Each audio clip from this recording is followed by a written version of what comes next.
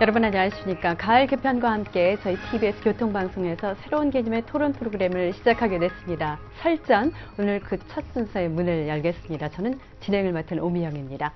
저희 이 시간은 매주 일요일 오후 2시부터 90분 동안 생방송으로 진행이 되면서 사회의 각종 현안들, 이슈에 대해서 치열한 토론을 펼쳐보겠습니다. 앞으로 여러분의 많은 관심과 사랑을 부탁드리겠습니다. 지난주에 가장 뜨거운 이슈, 뭐니 해도 안철수 교수의 대선 출마 선언입니다. 여러분께서 어떻게 보셨습니까? 오늘 그 관련한 얘기를 치열하게 좀 펼쳐볼까 하는데요.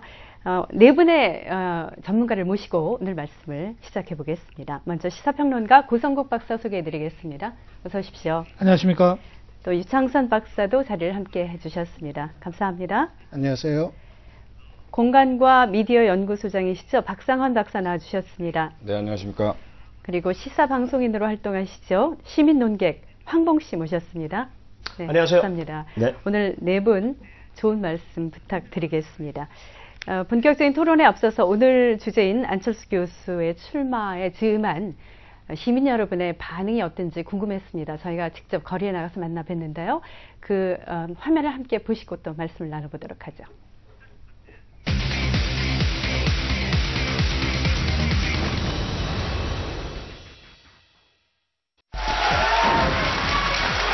저는 이제 이번 18대 대통령 선거에 출마하겠습니다.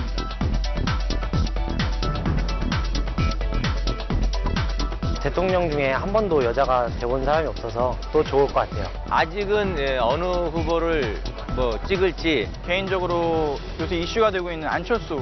네, 저는 문재인 후보를 지지합니다. 저는 정치에 관심이 없어서 딱히 지지하는 후보는 없습니다.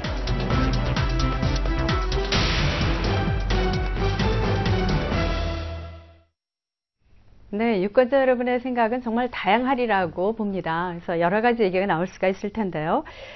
오늘 이 안철수 교수가 18대 대선 출마를 선언한 그 의미에 대해서 얘기를 먼저 시작을 해볼까 합니다. 모두들 어떻게 생각을 하시는지 일단 전문가의 얘기를 들어보면 아마 정리가 되실 것 같습니다. 먼저 구성국 박사님부터 해주시죠. 안철수 교수가 출마 선언을 했는데 안철수 교수가 출마 선언을 하기 전에 작년부터 안철수 현상이라고 하는 것으로 이제 상징화되고 표상되어 왔거든요. 그렇죠.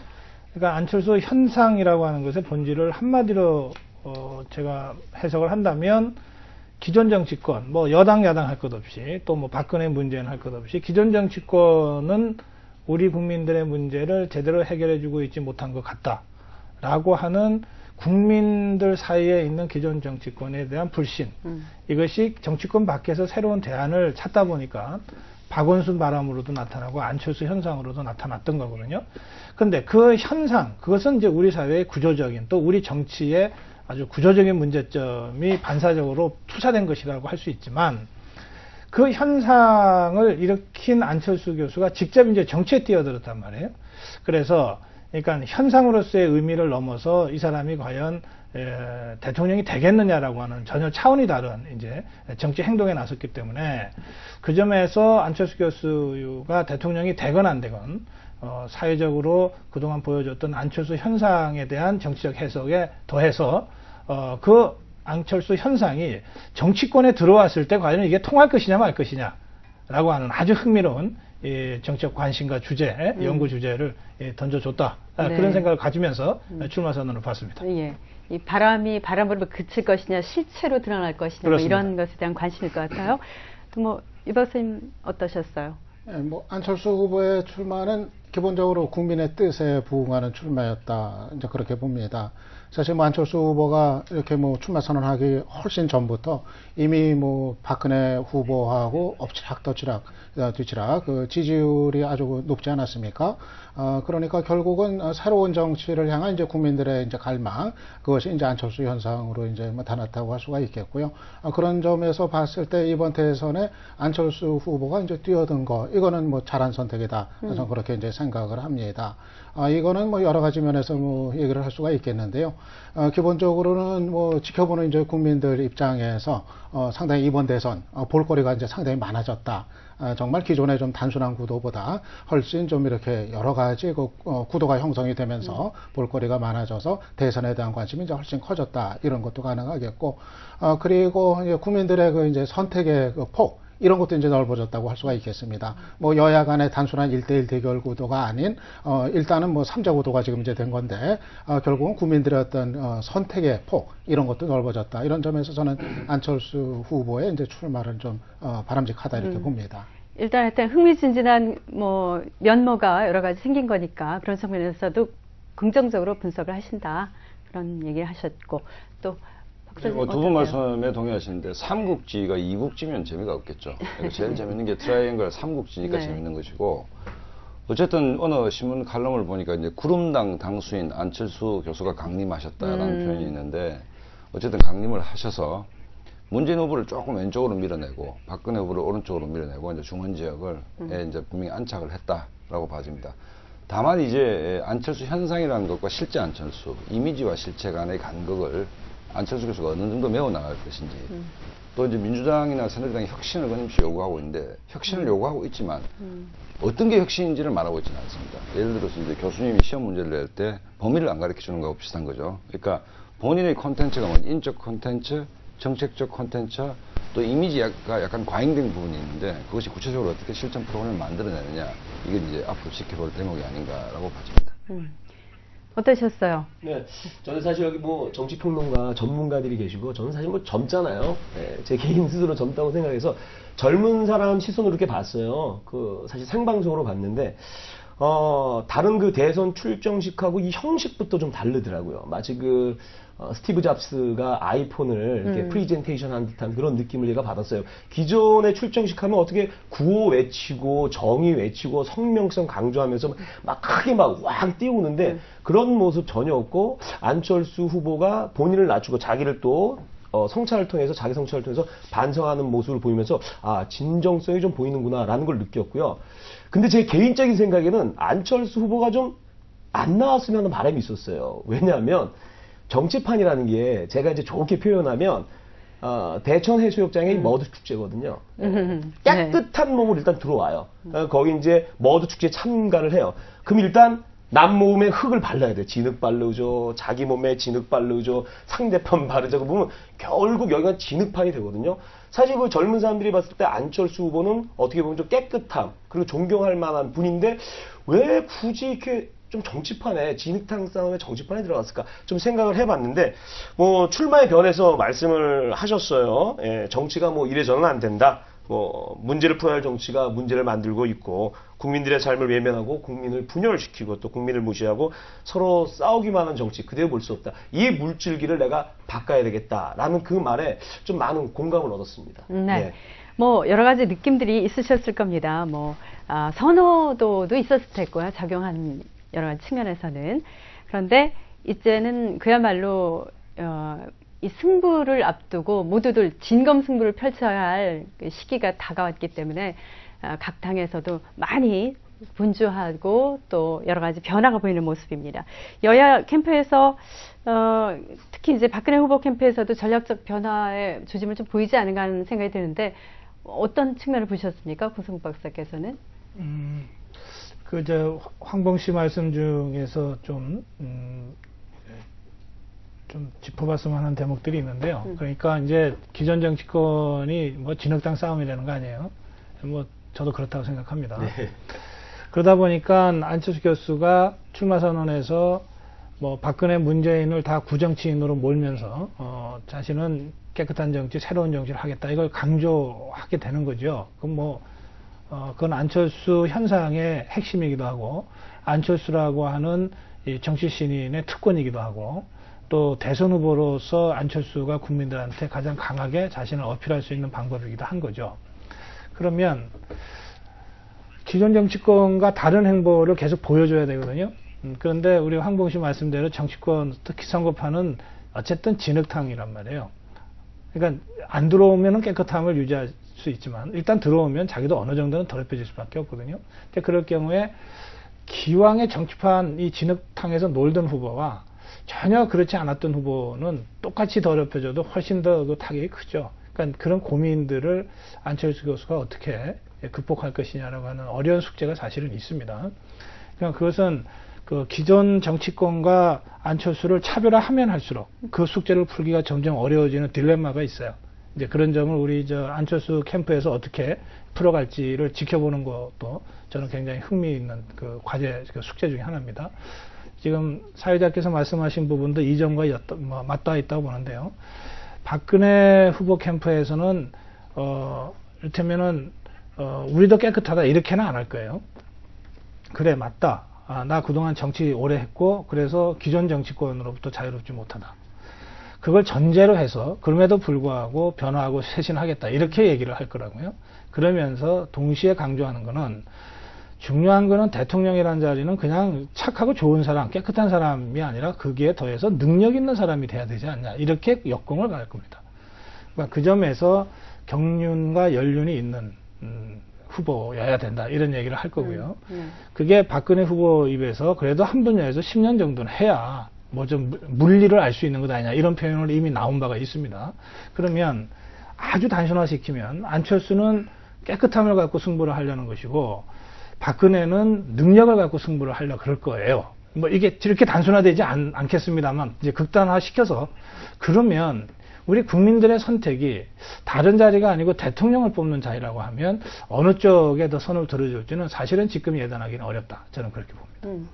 예, 그 점과 관련해서는 글쎄 뭐 이제 도덕성, 뭐 깨끗한 면이나 뭐 또 아니면은 이제 능력의 이제 부분이나 저는 뭐 박근혜 후보한테 안철수 후보가 뭐 뒤질 이유는 뭐 없다고 생각을 합니다. 뭐 그런 예단을 가질 필요는 전혀 없다 이렇게 이제 생각을 하고요. 일단 그 깨끗한 면에 있어서는 뭐 분명히 아마 안철수 후보가 좀 이제 우위에 선다고 얘기를 할 수가 있을 것 같습니다. 이거는 뭐 이제 그 한 사람 후보 뭐 한 사람뿐만 아니라 그 주변에 있는 하나의 그 세력이나 이제 이런 것까지 다 포괄을 해서 이제 드리는 말씀인데요.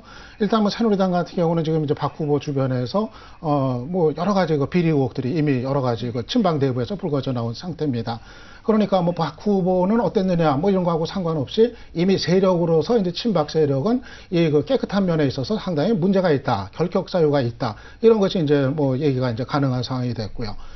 그리고 이제 그 안정적인 이 능력에 이제 문제에 있어서 사실 뭐 이제 안철수 후보 같은 경우가 뭐 정치에는 이제 첫 발을 못 디딘 거가 되겠습니다만은 뭐 어느 날 갑자기 뭐 하늘에서 떨어져서 갑자기 등장한 인물은 이제 아니거든요.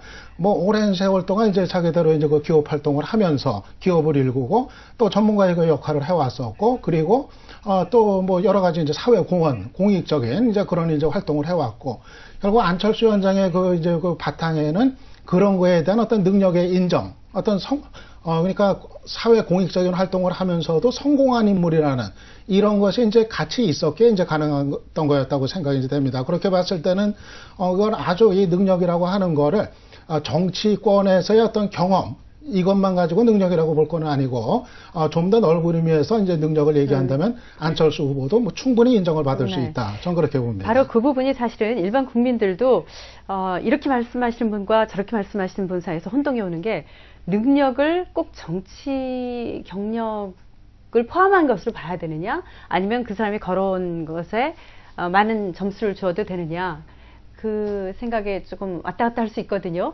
어떠세요? 어떤 쪽의 의견을 갖고 계십니까? 어떤 정치 국면이든 이제 소위 그 현 정치 질서에 대해서 굉장히 부정적으로 바라보는 이제 국민군이 존재하죠. 뭐 예를 들어서 뭐 고건 총리, 문국현 뭐 등등등 있어 왔습니다.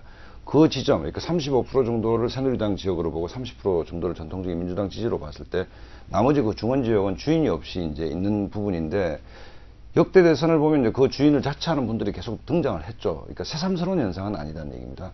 그리고 이제 안철수 교수의 뭐 장점이 많이 있죠. 그러니까 이 지역을 장악을 했는데 문제는 현재까지는 정치 리더십이 검증된 바가 없다는 것이고 황 선생님 말씀하셨듯이 찐흙탕으로 오셨던 어디로 오셨던 이제부터 시작이라는 것이죠. 이제 문재인 후보가 사실은 이제 정치권에 들어온 지 한 1년여가 됐지 않습니까? 됐는데 그분이 뭐 사람이 좋고 인격적으로 훌륭하다라고 많은 사람이 얘기를 하지만 정치 리더십으로서는 지금 시험대에 있고 현재까지 크게 성공한 부분이 안 보인단 말입니다. 예를 들자면 낙동강 전투를 잘 지휘한 것도 아니고 또 지금 안철수 교수로 당내 쇄신 압박을 받고 있지 않습니까? 그러니까 길 위에 있는 것이죠. 근데 안철수 교수는 이제 길에 막 들었었다는 것이죠. 그러니까 검증되지 않은 리더십이 있다는 얘기입니다. 그 검증이라는 것은 신상에 관한 검증이 아니고 정치 지도자로서 어떤 인물과 어떤 정책적 콘텐츠를 가지고 2013년 이후에 나라를 경영하겠다는 자기 목소리를 낸 적이 없습니다. 단지 한 얘기는 진짜 지금까지 정치가 문제가 있다는 말씀만 하고 계시는 것이죠. 그런 면에서 얘기를 좀 아까 얘기로 돌아가 보면 그 이전까지 안 교수의 여러 가지 바탕을 볼 때 능력이 또 충분히 있으리라고 짐작을 할 수 있죠. 그러니까 짐작. 지금 현재 구도를 갖다가 이제 안정된 과거 대 불안한 미래라고 표현하는 분이 있습니다. 박근혜 후보가 이제 안정감과 능력은 있지만 과거라는 프레임에 갇혀 있고, 문재인 후보나 안철수 교수 같은 경우에는 참신하지만 불안하다, 능력이 검증된 바가 없다라고 얘기를 하기 때문에 안철수 교수는 짧지만 지금부터 검증해 나가야 될 부분이 그게 아닌가라고 하십니다. 사회자께서 말씀하신 부분에서 제가 짧게 한 말씀 제 생각을 말씀드리면, 그러니까 대통령에 나설 사람이 뭐 정치 신인이라고 치면 뭐 아무것도 안 하다가 그 뭐 정치권에 들어오는 거 불가능한 거 아니에요. 그러니까 그 나이에 대통령 후보에 도전하려 그러면 뭐 신인이면 그 이전에 한 3, 40년간 사회에서 뭔가 대통령에 도전할 만한 경력과 이런 걸 쌓고 신망도 쌓았던 거 아니겠어요? 그렇죠. 예, 그러니까 지금 유창수 박사는 그거가 있으니까 충분히 이 능력 문제는 설명된다 그러는데 저는 그렇게 생각 안 해요. 이명박 사례를 보세요. 그분이 민간 영역에서 그 신화를 만든 분 아닙니까? 살아있을 때 자기 그 사람을 주인공으로 해서 드라마까지 나왔던 사람 아닙니까? 사람들이, 우리 국민들이 5년 전에 그런 사람이라면 국가를 맡기면은 우리 잘 살게 할 수 있을 것 같다, 이렇게 해서 몰표 던져줬잖아요. 그 5년이 지나서 어떻게 됐습니까? 저는 민간 영역에서 입증된 캐리어라고 하는 것은 그 자체는 훌륭하고, 또 우리가 어떤 형태로든 정치적 선택을 할 때 고려해야 될 변수이지만, 그러나 가장 무거운 공적 영역에서의 공적 의무를 감당해야 될 대통령이 필요한 자격, 자질은 그런 민간 영역과는 다른 공공에 있어서의 어떤 책임과 이것을 당금질을 해서 만들어낸 이 공적인 어떤 의무와 윤리, 이런 것들이 있어야 된다고 생각해요. 저는 안철수 교수가 그런 것이 없다고 제가 단정해서 말씀드리는 것이 아니라, 안철수건 박근혜건 문재인이건 대통령이 되려면 그 영역, 공적 영역의 의무를 감당할 만한 자격이 있는지를 엄격하게 시험 받아야 된다. 여기까지 제가 말씀드리는 거예요. 근데 저는 이제 말씀하신 것 중에서 이명박 대통령의 경우하고 안철수 후보를 비슷한 것처럼 이렇게 얘기한 거는 저는 대단히 좀 이제 부적절하다 이제 생각을 합니다. 이명박 대통령이 결국 이제 실패한 대통령이 이제 됐던 거는 그가 민간의 영역에 있다가 이제 정치의 영역으로 왔기 때문이 아니라, 저는 기본적으로 이 마인드 자체가, 사고 자체가 구시대의 거, 이거에 머물러 있기 때문에, 그렇기 때문에 불통이 나타났고, 여러 가지 그 이제 사고나 어떤 마인드라는 것이 정말 아주 협소한 어떤 그런 기업가형의 이제 한정이 되는, 이랬기 때문에 이제 실패를 했다고 이제 생각을 하고요. 반면에 이제 안철수 후보 같은 경우는 역시 민간 또는 기업의 영역에서 활동을 했습니다만은, 그가 갖고 있는 기본적인 마인드나 어떤 사고를 보면은 굉장히 개방적이고 열려있고, 그리고 미래지향적인 그런 거를 우리가 읽을 수 있기 때문에, 저는 두 사람의 경우는 이건 내용은 판이하다, 이렇게 이제 그 생각을 합니다. 물론 그래서 사람이 다르니까 그래서 다르죠. 이제 그래서 이제 제가 드리는 거는, 지금 뭐 박 박사도 이제 말씀하셨던 것처럼 뭐 안철수 후보에 대해서 뭐 검증이 필요 없다, 전혀 아닙니다. 저도 사실 아직 보질 못했거든요. 그의 정치적 리더십이 어떤 것인지, 정말 국정을 안정적으로 끌고 갈 수 있는 능력이 있는지, 저도 그건 아직 뭐 못 봤습니다. 검증을 거쳐야죠. 검증 거치는데, 다만 지금 이 시점에서 안철수는 박근혜보다 그 부분에 있어서 열셀 거다, 이런 예단을 가질 필요는 분명히 없다, 이런 얘기죠. 말씀하신 대로 이명박과 안철수가 사람이 다르니까 당연히 다르죠. 그럼 비교라고 하는 건 똑같아야 합니까? 그렇지 않잖아요. 제가 강조하는 것은 누가 더 낡은 사람이고 새로운 사람이냐가 아니라는 거예요. 대통령을 뽑는 데 있어서 중요한 핵심적 기준은 낡았냐 새로움이 아니라, 제 기준입니다. 이거는 뭐 강조할 생각은 없지만, 대통령을 뽑는데 핵심적인 기준은 공적 의무를 감당할 만한 공적 가치와 공적인 윤리가 내면화되어 있느냐, 아니면 사적 영역이라고 해서 제가 나쁘다고 얘기하는 게 아니에요. 우리 국민들 대다수는 다 사적 영역에서 생활하고 있는 분들이에요. 사적 영역에서의 윤리와 가치와 행동 양식이 다르잖아요. 그래서 공적 영역에서, 그러니까 사적 영역에서 성공했냐 실패했냐를 떠나서 누구든 공적 영역에서 일을 하려면 그게 구의원이건 대통령이건 공적 영역이라고 하는 일의 성격이 다르기 때문에 그 영역이 요구하는 윤리와 행동 양식을 내면화하고 있느냐, 이것이 제일 중요하다. 제가 이 말씀을 드리는 거예요. 근데 잠시만요. 말씀하세요. 안철수가 누군지를 잘 모르기 때문에 검증이 필요하다는 것인데, 기자분들 얘기를 들어보면 아까 열린, 개방, 소통 말씀을 하셨는데, 이것도 과연 그런 리더십인가를 따져봐야 됩니다.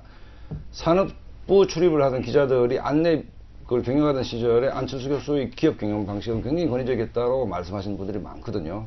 그 다음에 회의 때 말씀을 안 하시고 결론을 안 내리고 가서 이메일로 그냥 자기 결론을 딱 일방적으로 전달하는 방식들로 얘기하는 사람이 있습니다. 내가 안철수 교수를 폄하하자는 게 아니고, 그러니까 이분이 열린 리더십인지 수평적 리더십인지조차도 검증을 해봐야 된다는 것이죠. 과잉 이미지라는 거죠. 이미지만 남아있다는 것이죠. 그분이 그 다음에 도덕적 기업인이었다. 그것도 최근에 어떤 출간된 책을 보니까, 예를 들어서 V3 백신을 무료로 까는 것도 그 당시에는 벤처기업들이 어떤 프로그램을 만들면 일방적으로 무료로 시장 장악을 해놓고 난 뒤에 유료로 바꾸는 일반적 패턴이었다라고 비판하는 사람도 있습니다. 그게 나쁘다는 게 아니고 무료로 준 게. 그러니까 안철수 교수만 벤처기업을 엔젤하게 선하게 운영한 것인지 이 부분도 검짚어 봐야 된다는 것이죠. 그러니까 안철수 교수가 나쁜 사람이라는 얘기가 아니고 수평적 소통이라는 부분도 한번 짚어봐야 될 부분이고, 그 다음에 출마선을 하기 위해서 한 두 달간의 것은 불통의 극단이었습니다. 예를 들자면 자명에서 두 당이 전당대회를 진행하고 있기 때문에 예의상 그랬다고 기자회견장에 말씀을 하셨는데, 사실은 고도의 정치 행위를 하면서 예를 들자면 민생 탐방을 했는데 일방적으로 이메일을 기자들한테 준다. 광주 민주화 묘역을 갔을 때도 경호원을 대동하고 막는다. 그게 어떻게 소통의 이미지라고 볼 수 있겠습니까? 그러니까 불통이라는 것이 아니고 소통의 리더십인지 열린 리더십인지조차도 D-90일 남겨놓은 시점에서 불확실하다는 것이죠. 네. 어쨌거나 이게 지금 검증의 시간이 너무 짧아진 것 때문에 이런 일이 벌어지는 것 같습니다. 사실 다 할 수 있는 얘기가 되겠죠. 꼭 하셔야 되겠어요. 하나만 먼저 하고 그다음에 그러니까 제가 얘기하고자 하는 건 저겁니다. 지금 좀 잘못된 프레임이 아까 말씀하신 것처럼 박근혜 후보는 뭔가 좀 안정적이고 안철수 후보는 좀 불안하다. 이런 프레임이 만약 지금 설정이 되어 있다면은 저는 그건 좀 호고다. 사실은 근거가 없는 거다. 이 얘기를 드리는 건데요. 제 말씀을 그렇게 이해하시는 건가요? 예, 아까 박근혜는 안정이고 저는 그렇게 오해하신 거니까 논쟁할 필요 없어요. 예, 그렇습니다. 그러면 그렇게 생각 안 합니다. 제 얘기를 하겠습니다. 예, 만약에 그런 프레임이 있다고 한다면은 박 후보가 저는 더 안정적일 이유는 저는 없다고 생각을 합니다. 실제로 지금 새누리당이 안정적입니까? 아니, 제가 그렇게 생각 안 하니까 그 얘기는 그거는 전제했습니다. 그러니까 제 얘기를 합니다. 공적 영역과 사적 영역을 제가 강조한 것이지. 제 얘기를 하는 겁니다. 예. 그러니까는 그동안에 이렇게 공적 영역에 오래 있었다고 해가지고, 그렇다고 해가지고, 안정적일 거다. 이런 거는 근거가 없는 것이, 지금 새누리당이 어디 안정적입니까? 자고 나면은 일 터지고, 자고 나면 일 터지고. 저는 그러니까, 이 정치권에서 얼마나 오래 했느냐, 이런 것과는 전혀 상관이 없는 문제라고 생각이 되고, 결국은 대통령이 됐을 때 안정적으로 이 국가를 운영할 수 있는가 하는 거는 결국 리더십의 문제 아니겠습니까?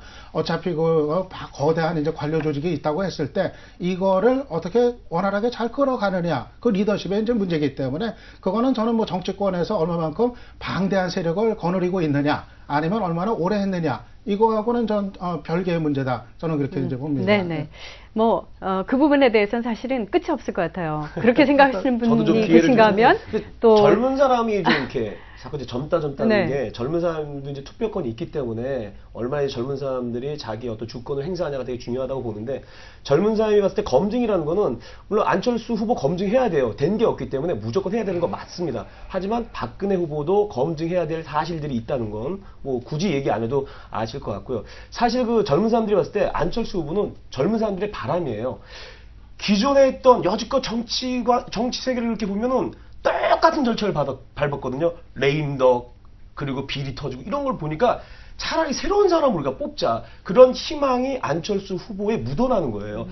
솔직히 그런 얘기 있어요. 주식에서요. 주식 전문가가 내일 주가가 이 종목 오릅니다. 다 떨어져요. 근데 원숭이가 찍으니까 다 올라요. 모른다는 거죠, 그건. 저 그걸 설명해주고 싶은 거예요. 네, 예. 얘기하다 보니까 뭐 어떻게 문재인 후보에게는 빠졌어요. 아, 좀 그러네요. 섭섭해하실 것 같은데 어쨌든 이번엔 지지율 얘기로 넘어가 보겠습니다. 지지율의 변화가 있었습니다. 여론조사 결과를 보니까 조금씩 그 차이는 있었습니다만 박근혜 후보의 지지율 하락이 공통적으로 나타났고 문재인 후보와 안철수 후보의 지지율 상승세가 눈에 띄는데 이 변화의 원인부터 그걸 좀 근본적으로 어떻게 보시는지 이 변화의 원인을 그부터 좀 얘기해 주실까요? 네. 저는 박근혜 후보의 지금 지지율이 이제 흔들리고 있는 거는 좀 일시적이거나 좀 간단한 문제는 아니라고 이제 봅니다. 상당히 좀 이제 위기적인 상황이다 이렇게 이제 보는 건데요.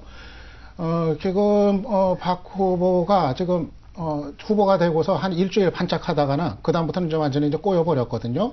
그때 이제 전태일 재단 방문이 이제 무산된 때부터 주춤하기 시작을 하더니 인혁당 그 발언 관련해서 네네. 논란에 휩싸이면서 그때부터는 완전히 그 페이스를 좀 이제 상실한 이런 이제 상황인데 지금 뭐 새누리당 내에서도 뭐 이대로 가면 이제 진다 이런 얘기가 뭐 공공연하게 내부적으로 이제 나올 정도인데 문제가 이제 간단치 않은 거는 상황이 이럼에도 불구하고 이 위기를 돌파할 수 있는 뾰족한 지금 카드가 없다. 반전의 카드가 없다. 더 이상 내놓을 것이 마땅한 것이 없다. 이게 이제 저는 이제 심각한 문제라고 이제 생각을 이제 합니다. 이 문제가 예를 들어서 이제 박 후보가 본인이 아니라 박 후보 주변에서 생겨난 일들 이런 거는 이제 당에서 내보내고 이러면서 어느 정도 이제 정리가 이제 됩니다. 근데 이 문제는 박 후보 본인이 지금 이 문제를 이렇게 꼬이게 만드는 상황이기 때문에 이 본인이 정말 아주 파격적으로 변화하지 않는 한 문제가 이제 해결이 될 수 없는 이런 성질이기 때문에 심각하다는 건데, 지난번에 그 새누리당 그 정두원 의원이 이번 대선은 박근혜 대 박근혜 싸움이 될 거다. 이런 얘기를 한 적이 있는데, 저는 이제 그 얘기가 좀 이제 새삼 떠오릅니다. 지금 어떻게 보면은 박근혜 후보가 바로 박근혜와의 싸움에서 지금 지고 있다. 저는 이렇게 이제 보고 있는 건데, 저는 이제는 그 한 달의 기회가 이제 지나갔고, 국민들의 이제 시선이 야권 두 주자들의 이제 경쟁, 이쪽으로 이동을 한 상황이기 때문에, 저는 아마 지금 박근혜 후보가 아마 좀 상당 기간 좀 어려움에 이제 봉착하지 않겠는가 이렇게 예상을 합니다. 물론 그 지지층이 워낙 견고하기 때문에 그래. 뭐 지지율이 뭐 급락하는 일은 없겠지만은 아마 확장은 기본적으로 좀 한동안 대단히 좀 어려울 거다 그렇게 좀 봅니다. 예, 우리 유 박사가 아주 뭐 정치하게 분석을 해주시니까 뭐 대체로 그렇죠. 근데 사실 대통령 후보들은요, 늘 자신과의 싸움에서 이겨야 대통령이 되는 것 같아요. 그러니까 김대중은 김대중을 이겨서 넘어서야 대통령이 된 거고요. 김영삼도 그랬던 것 같아요. 그래서 저는 지금 유 박사 지적대로 박근혜는 지금 3주 가까이 지금 정체 또는 하락 현상이 계속되고 있어서 이걸 위기라고 생각 안 하면 대통령 자격 없다고 생각합니다. 근데 이 위기는 뭐 외부에서 무슨 외부 변수 때문에 생긴 것이 아니고 본질은 자신이 스스로 역사 문제를 국민들이 납득할 수준까지 국민 눈높이에서 설명을 못했기 때문에 이렇게 생긴 거거든요. 그 말씀이시잖아요. 그래서 그 박근혜가 대통령이 되려면 이 위기, 자기 스스로 자초한 위기, 이 위기 구조를 단박에 넘어설 수 있어야 돼요. 그게 말하자면 박근혜의 최대 적은 박근혜다. 이런 표현에 들어가 있는 뜻이죠. 근데 저는 뭐 박근혜 후보한테 저는 똑같은 얘기를 합니다. 그러면 문재인은 안철수는 다르냐 이 말이에요. 저는 이분들도 대통령이 되려면 지금 박근혜 후보가 겪고 있는 이런 정치적인 위기 못지않은 더 심각한 위기들을 앞으로 한두 번씩은 겪을 거라고 생각합니다. 그건 제가 20몇 년간 정치 평론하면서 어떤 후보도 이런 위기 없이 된 적이 없기 때문에 좀 그렇습니다. 네. 그렇다면 이분들도 어느 시점에 어떤 형태로 위기가 나타날지는 모르겠는데 그 위기의 본질은 대체로 본인들한테 있다는 거예요. 그래서 문재인은 문재인을 이기는 싸움을 해야 되고 안철수는 안철수를 이기는 싸움을 해야 된다. 저는 똑같은 맥락에서 그렇게 같이 좀 동의하면서 말씀을 좀 드리고 아마 싶습니다. 그 과정이 저희 유권자들이 볼 때는 이제 지지율 변화로 쭉 또 나타나겠죠. 그래서 지지율 얘기를 아까 드렸었는데 그렇다면 이제 안철수 후보는 이제 지지율이 많이 올라갔지 않습니까? 보통 이 경우 보니까 뭐 컨벤션 효과를 얘기를 많이 하던데 빅 이벤트 다음에 그런 성격을 봐야 될까요? 어떻게 보시는지? 지지율이 이제 뭐 안철수 교수가 1위를 하던 문재인 후보가 이런 3강 구도에서 이제 3자 정립 구도에서 보면 박근혜 후보와 이제 문재인 후보의 지지율은 우리가 주식으로 말하면 코스피주에 가깝다. 그러니까 최소한 떨어지더라도 어느 정도 선이 있는 것이고 또 기업이 공개되어 있는 상태고 다 아는 거죠. 그러니까 뭐 박근혜 후보는 35% 정도, 문재인 후보도 한 25% 정도인데 이제 안철수 주식 같은 경우에는 이제 코스닥주에 가까운 게 등락이 굉장히 클 가능성이 있습니다. 그러니까 컨벤션 효과를 누리고 추석이 지나면서 10월 중순까지는 굉장히 공공행진을 할 가능성이 있지만 기업 공개가 되고 그분의 내공과 정책 기조라든지 누구랑 함께 하는 것들이 공개가 됐을 때 또 아까 이미지가 과잉됐다라고 말씀드렸기 때문에 한두 번의 실수가 나온다면 굉장히 빠질 가능성이 있다. 그러니까 우리가 코스닥 주식은 잘못하면 쪽박 차잖아요. 그러니까 그런 가능성이 등락의 폭이 굉장히 클 가능성이 있다라는 것이고 박근혜 후보 입장에서 이제 보면 그 과거라는 프레임에 갇혔고 과거사 문제 물론 박근혜와 박근혜의 상황이 맞습니다. 맞는데 역대 어떤 선거도 대세론 플러스 오만함이 결합돼서 이긴 선거는 없습니다. 근데 심지어 뭐 한 2달 전만 하더라도 12월 19일 대선은 박근혜 후보의 대관식이 될 것이다. 뭐 끝났다라는 분위기가 팽배했었죠. 그런데 다행스럽게 모든 악재가 다 터지면서 이제 어쨌든 본인이든 당이든 쇄신해야 될 엄청난 숙제를 지금 안게 된 장면이고 이런 경우에 봤을 때 아까 뭐 유 박사님 말씀 중에서 좀 제가 사실관계를 좀 더 하면 측근들의 뭐 부정부패는 민주당도 예외는 아니죠. 끊임없이 터져나오고 있지 않습니까? 심지어 박지원 원내대표와 검찰의 관계, 최근에 장영석 의원의 문제, 그다음에 양경숙 씨의 문제 이 부분이 이제 안철수 교수한테 유리한 지점을 제공하고 있는데 그 중에서 여러 가지들은 다 관계가 없는 거로 판명이 났죠. 무혐의로. 네. 새누리당도 마찬가지죠. 예를 들자면 뭐 근데 그 문제는 국민들이 봤을 때 여야가 민주당인들 별반 새로울 게 없다라는 뭐 얘기를 충분히 할 수 있을 것 같고 문재인 후보에게 더 큰 짐이 있다는 것이 뭔가 하면 어쨌든 컨벤션 효과를 좀 누릴 지점에 안철수 교수가 나왔고 이제 당 쇄신의 압박을 받았습니다. 그럼 쇄신의 구체적 내용이 뭐겠습니까? 구체적 얘기는 안철수 교수는 하진 않았거든요. 예를 들어서 이해찬, 박지원을 이선 후퇴시킨다. 친노 패권주의를 불식한다. 이게 당내의 복잡한 세력관계 속에서 쉬운 숙제는 아닐 것입니다. 이 지점을 국민들이 지켜보고 있는 것이죠. 그러니까 숙제는 박근혜 후보나 안철수 후보나 똑같은 숙제를 짊어지고 있다. 그럼 추석 전에 박근혜 후보가 얼만큼 국민의 기대에 부응하는 역사인식의 전환, 또 친박들을 이선 후퇴시킨다든지 하는 어떤 당내 쇄신 숙제를 얼마나 잘하느냐를 국민들이 볼 것이고 문재인 후보에게는 똑같은 당내 쇄신 또 어떤 지속 가능한 정당으로서 뭐 바꿔내는 문제를 지켜볼 것이고 안철수 교수는 이제 시작인 것이고 그러니까 세 후보 다 짐을 지고 있는 것이죠. 그렇죠. 사실 박근혜 후보 같은 경우는 저가 이렇게 봤을 때는 박근혜의 과거가 박근혜의 미래를 맡고 있는 거거든요. 결국 이제 박근혜 후보 자신이 문제가 있는 걸로 보고 있고요. 사실 측근 비리가 사실 많이 터졌습니다. 뭐 홍사덕, 송영선, 정준길 이런 측근 비리 같은 것들이 국민들이 봤을 때 납득이 안 갔거든요. 그런 문제가 되게 크고요. 그리고 박근혜 후보의 이제 과거사 이것도 좀 문제가 될 수 있어요. 그러니까 이제 어쩔 수 없이 이제 문재인 후보하고 안철수 후보는 반사이익을 볼 수밖에 없는 거죠. 왜? 일단 컨벤션 효과 톡톡히 봤고요. 그리고 또 문재인 후보하고 안철수 후보는 저희가 봤을 때 아까 주식으로 비교 잘하셨어요. 주식으로 봤을 때 되게 기대주예요. 예, 총방받는 기대주. 바닥에 있는데 이걸 재무제표를 딱 봤더니 기업이 좋아, 튼튼하고. 근데 오노마인도 너무 좋아. 그러니까 입소문이 나기 시작한 거죠. 그래서 입소문이 나서 지지율이 지금 상승하게 된 거죠. 반대로 박근혜 후보 같은 경우는 박근혜 후보를 지지했던 중도 보수 성향을 가진 분들이 안철수하고 문재인 후보가 나오니까 괜찮네 하고 옮겨 탄 거예요. 거기서 아마 지지율 변화가 있지 않나 하는 생각이 듭니다. 지금 지지율 사회자께서 지지율 말씀하셨는데 저 교통방송 작가가 챙겨준 자료를 보면요 이렇게 돼 있잖아요.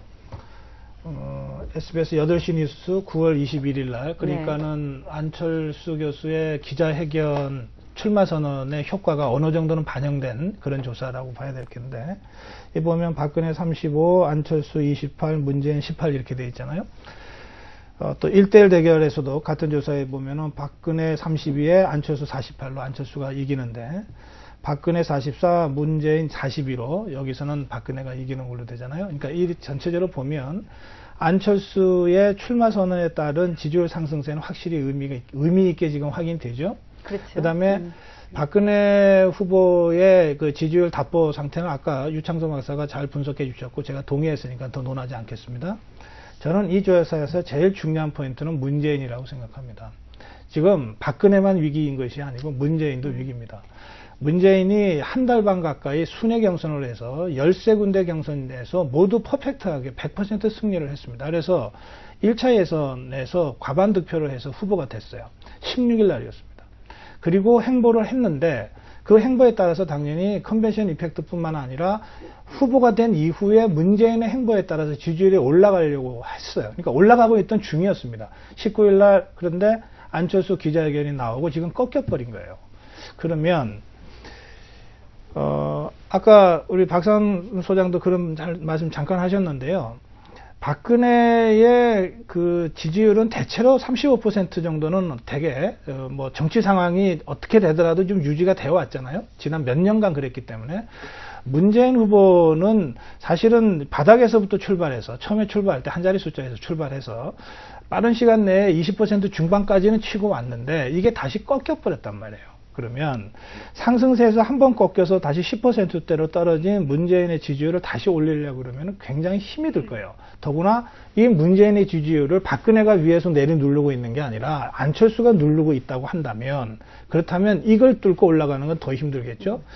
단일화를 하는 과정에서 후보의 지지율은 높으나 조직세는 있는 민주통합당의 문재인과 후보의 지지세는 높으나 별로 세는 없는 안철수 간의 단일화라고 하는 게임이 뭐 몇 사람 얘기처럼 아름다운 단판이 아니라 굉장히 치열하게 전개될 수밖에 없는 상황이 예상되는 것이고요.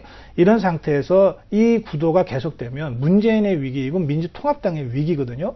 그러니까 제가 박근혜의 위기라고 지적한 데 대해서 동의했고, 제가 지금 제기하는 것은 문재인도 동시에 위기 국면에 지금 직면해 있는데 이걸 어떻게 극복할 것이냐라고 하는 이 숙제, 이거를 어떻게 풀 것인가도 좀 주목해서 봐야 되겠다. 그런 일반 말씀입니다. 사람, 뭐 정치에 대해서 잘 모르는 모든 사람들도 답은 단일화가 아닌가, 뭐 대부분 그렇게 생각하실 것 같습니다. 근데 이제 단일화에 대한 논의를 안철수 후보는 지금은 논의할 시점이 아니다, 이렇게 또 대답을 했는데 그걸 어떻게 받아들여야 될지 모르겠어요, 실제로. 예, 제가 좀 앞에 그 고 박사님 지금 말씀하신 거랑 연결져서 단일화 얘기까지 같이 좀 할게요.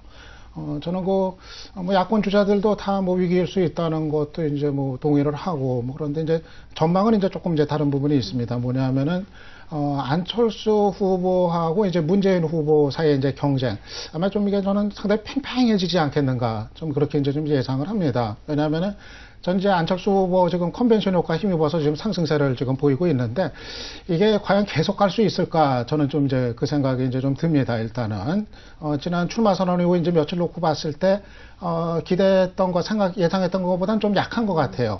그 이후에 좀 인상적인 메시지 지금 기억에 남는 게 지금 거의 없고, 다음 주는 이제 어떨까 또 모르겠습니다만은 이 맨파워 이렇게 그 전면에 나서는 사람들의 면면도 그렇게 뭐 생각만큼 뭐 이렇게 풀이 이렇게 뭐 갖춰진 것 같지도 않고, 그렇기 때문에 일단은 좀 조정을 좀 받지 않을까, 안철수 후보의 그 지지율이라는 게 그렇게 보고, 저는 오히려 그 문재인 후보 쪽으로 좀 이동하거나 그쪽에 그 야권 지지층들의 힘이 좀 실릴 가능성이 좀 크지 않을까 좀 봅니다. 왜냐하면 지금 안철수 후보가 이제 중도 쪽의 기조로 지금 설정을 했기 때문에 기존의 그 야권의 전통적 지지층 입장에서는 좀 성에 안 차는 면들이 분명히 나타납니다. 지금 여러 가지 그 논란, 찬반 논란도 있고, 그렇게 보면 오히려 문 후보 쪽에는 조금 더 야성이 강한 어떤 그런 요구가 가면서 그 전통적 야권 지지층들이 그쪽으로 좀 결집을 할 가능성이 좀 있지 않겠는가. 그렇게 보면 저는 오히려 안철수 후보는 일단 올라갔다가 좀 조정을 좀 받고, 그리고 이제 문 후보가 좀 흐름을 탈 가능성도 있다. 그래서 저는 오히려 두 사람 사이 경쟁이 뭐 그냥 쉽게 예상하는 것처럼 뭐 이렇게 단일화로 가지 일방적으로 않고 가지 않고 아마 좀 팽팽한 이런 경쟁으로 좀 가지 않을까. 좀 이렇게 조금 좀 반대 봅니다. 토론을 좀 했으면 좋겠는데요. 뭐 예측을 갖고 반대 토론을 한다니까 좀 이상하긴 합니다만은, 지금 유 박사 말씀하신 대로 안철수 후보는 중도층 공략에 포인트를 둬서 출마 선언도 했고 앞으로도 행보를 할 것 같거든요. 그런데 안철수나 문재인을 바라보는 야권 지지자들의 입장에서는 문재인이냐 안철수냐를 바라볼 때 핵심적인 기준은 누가 박근혜를 이길 수 있겠느냐, 이거 아니겠습니까? 그런데 박근혜를 이길 경쟁력 있는 후보라고 하는 기준으로 볼 때는 중간층을 조금이라도 더 공략을 잘할 후보가 아마 박근혜를 상대로 해서 이길 확률이 더 많은 후보다라고 생각할 가능성이 많아요. 그러면 지금 안철수는 중간층 공략을 열심히 하고 있고, 문재인은 오히려 민주통합당과 지금 당내 쇄신 쪽으로 지금 신경을 쓰고 있는 상황이라고 한다면, 그러니까 이런 상태에서는 저는 야권의 지지자들이, 뭐 민주통합당 지지자들도 있고 뭐 그냥 무당파도 있겠습니다만, 이 사람들이 문재인과 안철수 중에 누가 더 박근혜를 꺾고 정권을 갖고 올 후보냐에 대해서 저는 문재인이 아니라 안철수 쪽을 지지할 가능성이 높다는 겁니다. 그래서 지금의 상승세나 지금의 안철수와 문재인의 표 차이가 더 벌어질 가능성이 있다. 그래서 저는 문재인의 위기다라고 아까 말씀을 드린 겁니다. 네. 근데 어쨌거나 그렇게 되면 이제 단일화를 놓고 무언가 중요한 결정을 해야 되는데 누군가 하나는 못하는 거니까요. 어떤 방식, 뭐 아마 양보하기도 어려울 것 같아요. 제가 그 당사자가 되더라도. 그런데 네. 사실 그 예. 단일화라는 게 삼자가 왈가왈부할 필요는 없는 것 같아요. 그건 아무도 모르기 때문에. 왜냐하면 어차피 그 여기서는 뭐 단일화를 내면 뭐 국민 뭐 여론, 그죠? 경선 조사해야 되고 이런 거 하다 보면 또 뻔하잖아요. 시끄러울 텐데. 이 시끄러운 모습 뻔할 텐데 굳이 삼자가 그거 갖고 뭐 단일화 해라 이건 아닌 것 같아요. 분명 충분히 두 분이 제가 봐서는 조국 교수도 그런 얘기를 하셨는데 저는 한방승부라고 저도 봐요. 아름다운 양보, 통 큰 양보. 이것이 아마 단일화가 이루어지는 아주 중요한 요소가 아닌가 싶어요. 그러니까 많은 사람들이 서울시장 선거에서의 단일화를 아주 아름답게 네, 기억하고 안철수 있는 것 교수가 같아요. 이제 출마 선언을 하기 전에는 이제 문재인 후보 쪽에서 그런 아름다운 달콤한 상상들을 했었죠. 그러니까 통 크게 양보하지 않겠느냐. 그러니까 박원순 모델로. 근데 이제 혁신과 쇄신을 주문을 했고 그게 국민의 동의를 주문을 했습니다. 주문을 했기 때문에 어쨌든 공을 이제 문재인 쪽에 넘긴 것이죠. 그러면 쇄신과 혁신에 대한 부담은 이제 문재인 후보가 지게 된 겁니다. 지게 됐는데 여기서 좀 주목해야 될 게 이제 조국 교수가 했던 아름답다라는 가이드라인이 이게 이제 국민들이 봤을 때는 두 사람이 아까 황성이 얘기하셨듯이 단일화가 아름다워야 된다는 어떤 아주 높은 수준의 기준을 이미 만들어 버렸습니다. 근데 현실 정치에서 두 분이 아름답지 않으면 어떻게 되느냐의 숙제가 있는 것이죠. 예를 들자면 우리가 상식적으로 얘기할 때 많은 전문가들이 1 플러스 1이 2 플러스 알파가 됐을 때 박근혜 후보가 반직 개가바득이 되는데 1 플러스 1이 1.5 내지 그 밑에 떨어지면 경쟁이 안 되는 것이죠. 그렇다고 봤을 때 이 이상의 시너지가 내려면 아름다워야 된다라는 그 주문이 거꾸로 그 두 분이 단일화하는데 엄청난 부담으로 작용할 것이다. 이게 뭐 이 지점도 지켜봐야 될 대목인 것 같습니다. 네. 혹시 97년 대선에서는 DJP 연합이 있었지 않습니까? 뭐 공동정보론을 내세웠는데 뭐 물론 잘 되지는 않았는데 그런 방식은 어떨까요? 뭐 저 혼자 그런 생각이 들어요. 저는 이 두 분의 단일화는 야권 입장에서 필요하겠지만 이 국민적 동의라는 부분이 간단치 않은 주제라고 봐시는 게 뭔가면 역대 지금 이제 야권이 단일화를 여러 번 했습니다. 자, DJP 연대. 사실 JP와 DJ는 전혀 요즘 뭐 유신 문제에 있듯이 전혀 그러니까 화학적 결합이 될 수 없는 분이었지만 어쨌든 그 당시는 삼김 시대였기 때문에 네네. 삼김이 끊임없이 정치공학적으로 이제 이합집산을 합종연행을 하던 뭐 시기였기 때문에 그럴 수 있다 치더라도 노무현 정몽준 단일화 모델은 사실은 이 두 사람의 정치 역정이나 살아온 인생이 제가 이런 표현을 자주 씁니다만 지구 위에 살고 있다는 거에 공통점이 하나도 없었단 말입니다. 네. 그렇지 않습니까? 그럼에도 불구하고 이제 이런 조사 경선 단일화를 했습니다. 이제 그때까지만 해도 그 신비감이 있을지 모르겠지만 만약에 안철수 대 문재인이 단일화도 공학적 어떤 그 기제 속에서 갇혀버린다면 저는 단일화 효과가 생각보다 굉장히 역풍을 맞을 수가 있다. 그 또한 부분이, 새누리당과 보수 세력에서 이게 담합 내지 야바이라고 했을 때 생각보다 시너지가 안 날 가능성이 굉장히 높다라고 봅니다. 저는 뭐 문재인, 안철수 두 사람의 후보 단일화가 잘 될 거라고 저는 낙관을 합니다. 잘 된다는 말의 의미가 뭐 쉽게 된다는 것도 아니고 치열하지 않을 거라는 얘기도 아닙니다. 아마 대단히 치열할 겁니다. 지금 두 사람 다 그냥 나온 건 아니거든요. 안철수 후보도 뭐 정치할까 말까 뭐 그런 거 같더니 적어도 지금 이제 나와 뛰어들었을 때는 자기가 대통령이 되겠다, 될 수 있다 이렇게 판단을 했으니까 지금 이제 나왔을 겁니다. 그렇게 보면 앞으로 경쟁 뭐 대단히 두 사람 사이에 이제 치열할 겁니다. 다만 이제 제가 이거를 잘 될 거라고 이제 좀 낙관하는 좀 이제 근거는 이런 겁니다. 두 사람의 스타일이 대단히 좀 비슷한 면이 있습니다. 정치에 이제 발을 디딘 지 얼마 되지를 않고 두 사람이 그 정치에 뛰어들게 된 어떤 배경이 자신의 어떤 정권에 대한 어떤 욕망이라든가 어떤 그 권력 욕구라든가 이런 게 우선했다기보다는 여러 가지 그 환경 속에서 자신이 나서야 될 어떤 판단 이런 거에 의해 가지고 나선 측면이 대단히 강하고 두 사람의 스타일이 뭐 그렇게 그렇게 그거에 이제 집착을 하는 그렇지 않은 이제 스타일이 있기 때문에 이를테면은 뭐 두 사람 사이의 지지율 격차가 뭐 일방으로 이제 쏠리는 그렇게 자연스럽게 나타날 때는 자연스럽게 한쪽이 양보하는 이 속에서 좀 이제 이루어지고 반면에 경쟁이 좀 이렇게 치열할 때 지지율 격차가 크지 않을 때는 또 이제 그 경선이라든가 여론조사 또는 플러스 해가지고 또 이루어지는 가능성 저는 그렇게 가능하다고 보고 그리고 특히 한 가지만 더요. 안 후보가 뭐 단일화 응하지 않고 끝까지 완주할지 모른다. 그래서 3자 대결이 최종적으로 될지 모른다. 뭐 이런 이제 얘기들도 있습니다만은 저는 지금 안 후보 그 주변에 있는 그 인물, 캠프에 이제 뛰어든 이 인물들의 면면을 보면은 대체로 야권 연대론자들입니다. 네, 강한. 예. 그래서 저는 뭐 분위기가 그쪽으로 간다고 봅니다. 아까 사회자께서 말씀하신 DJP는 단일화는 아니고요. 그냥 DJ가 JP를 영입한 겁니다. 예. 그리고 그게 맞게 예우를 해준 거고요. 근데 그런 형식의 정치연합도 있을 수는 있어요. 근데 이번 경우는 뭐 그렇게 될 수도 있죠. 뭐 누군가가 차이가 많이 나서 지지율이 높은 사람이 낮은 사람한테 손 잡고 총리하시오. 네. 이렇게 영입할 수도 있는 거거든요. 그러니까 그 가능성까지 뭐 지금 배제할 이유는 없고요. 황봉 씨가 아까 이거 뭐 제3자가 할 얘기 아니다 그랬는데 이게 제3자라고 하는 표현은 적절치 않은 것 같아요. 예. 문재인을 뽑은 그 선거인단이 100만 명이 넘습니다. 그리고 꼭 뭐 내가 투표해서 뽑았다가 아니라 민주통합당의 후보입니다. 그럼 민주통합당 당원들은 이 문제에 관해서 발언권이 있어요.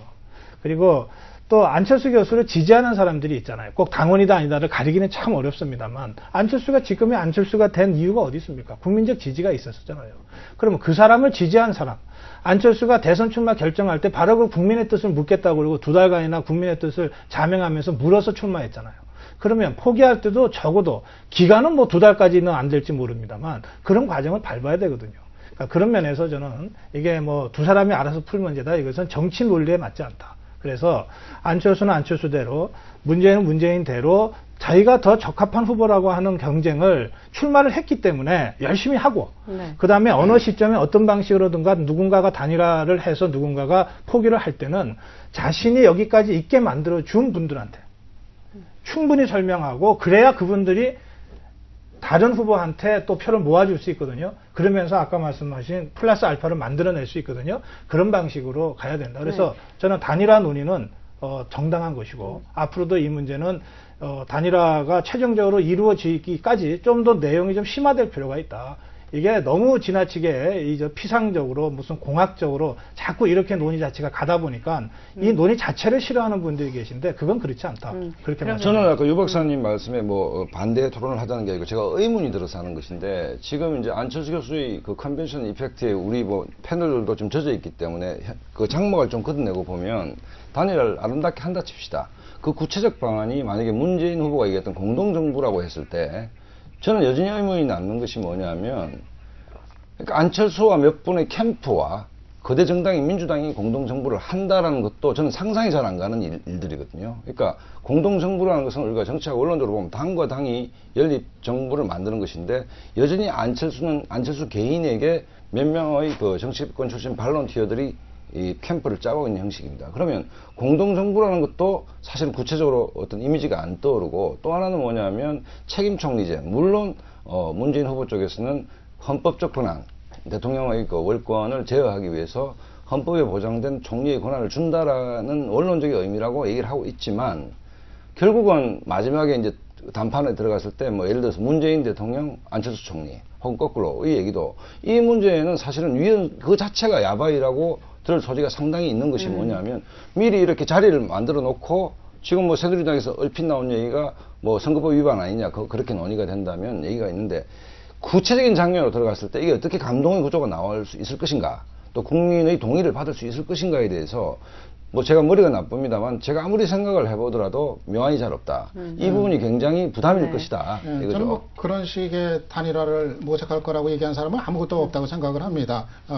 그러니까 만약에 문재인, 안철수 두 사람이 단일화 한다고 했을 때는 그런 식의 거를 뭐 반복하지는 않을 거라고 봅니다. 뭐 말씀하신 대로 뭐 담합적인 성격으로 비춰질 수가 있고 뭐 안철수 뭐 후보 같은 경우는 사실 뭐 공동정부 얘기하지만은 뭐 그럴 만한 뭐 당이 있는 것도 이제 아니지 않습니까? 적어도 그 사람들이 뭐 단일화를 한다고 했을 땐 그렇게 뭐 지분 나누기식 옛날 뭐 DJP식으로 그런 어떤 과거식의 모델을 뭐 도입하리라고 생각을 하지는 않고요. 아마 알고 있을 겁니다. 이 감동의 어떤 아름다운 어떤 단일화가 돼야 된다는 거를 자신들이 누구보다도 자각을 하고 있으니까 아마 저는 뭐 그런 어떤 비판을 받을 식의 모양새를 만들지는 않을 거다. 네, 그리고 어차피 문재인 후보하고 안 후보하고 성향이 비슷하기 때문에 어차피 단일화는 뭐 저도 될 거로 보고요. 또 안 원장의 출마에 변해서도 뭐 국민이 원하는 정당하고 뭐 함께 하겠다 얘기했고요. 뭐 문재인 문재인 후보 측에서도 단일화 카드가 대선을 잡을 수 있는 뭐 큰 카드이기 때문에 안 할 수가 없거든요.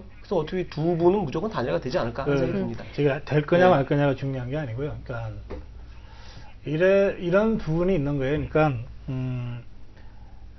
공동정부론이나 책임총리론도 문재인 후보가 얘기를 하는 바람에 논란이 된 거잖아요. 그 다음에 아름다운 단판이라고 하는 것도 조국 교수가 먼저 얘기를 했지만 민주통합당의 몇몇 의원들이 그걸 받아서 얘기하는 바람에 지금 논란이 된 거거든요.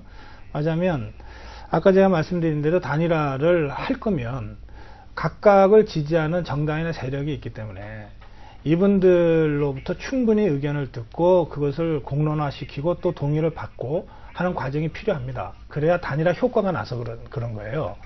그런데 지금 먼저 그런 식의 이른바 공학적으로 비춰질 수 있는, 그래서 새누리당이 이거 야합이다라고 공격할 수 있는 빈미를 먼저 줬기 때문에 이 문제가 좀 복잡하게 꼬일 수가 있으니 지금이라도 무슨 아름다운 단판이니 뭐 책임 총리론이 이런 것이 아니라 본질은 뭐 예컨대 무슨 이명박 정부로 또는 그 이전에 무슨 요새 야권이 얘기하듯이 그 민주주의 후퇴, 민생의 심각한 것을 극복하기 위해서 야권이 혼자로는 힘이 약하니 문재인과 안철수가 손을 잡고서라도 이 위기를 극복하기 위해서 하나가 돼야 된다라든지, 이게 선거 때 원래는 민주통합당이나 야권에서 그렇게 국민들한테 설명해 왔던 거거든요.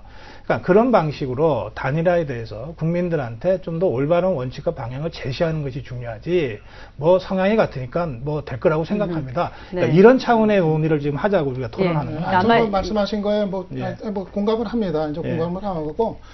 다만 이제 안철수 후보는 아직 뭐 단일화의 단자도 사실 얘기를 안 했거든요. 그렇기 때문에 이제 민주당에서 그동안 이제 간헐적으로 얘기 나온 게 이제 바로 이제 그런 이제 부분일 텐데, 안 원장은 안 후보는 아무 얘기를 안 했기 때문에 결국은 어차피 원점에서부터 그 얘기는 뭐 다시 될 수밖에 없다 이제 생각이 이제 들고요.